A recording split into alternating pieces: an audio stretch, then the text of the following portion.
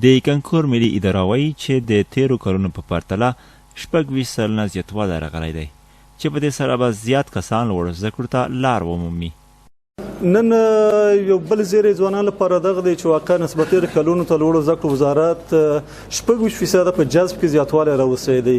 تېرو کلونو کې به لوړو زده کړو وزارت د 88,000 په شاوخوا کې ګډون کوونکي جذبېدل، خو سږ کال خوشحالۍ ځای دغه دی چې دغه ځوانان چې تقریبا تر 140,000 او 115,000 پورې په ټول افغانستان کې په ازموینه کې برخه واخلي د 100,000 په شاوخوا کې لوړو زده کړو وزارت لار پیدا کوي. یوازې د دغه عمومي ازموینې لارې پرته له شابانه او 14 پاس او ماستري د برنامونه دغه عمومي 12 پاسونه به د 100,000 په شاوخوا کې لوړو زده کړو وزارت لار پیدا کوي او 10,000 په شاوخوا کې به نیمه لوړو زده کړو ته یعنې انسټیټوټونو ته به لار پیدا کوي.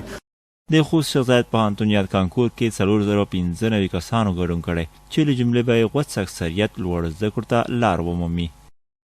همدارنګه سږ کال په شیخ زاید پوهنتون کې 4,095 شاوخوا محصلین شیخ زاید پوهنتون کانکور ازموینه کې ګډون کوي او سږ کال به انشاءالله د 4,000 شاوخوا کې زده کوونکي شیخ زاید پوهنتون ته لاره مومي انشاءالله.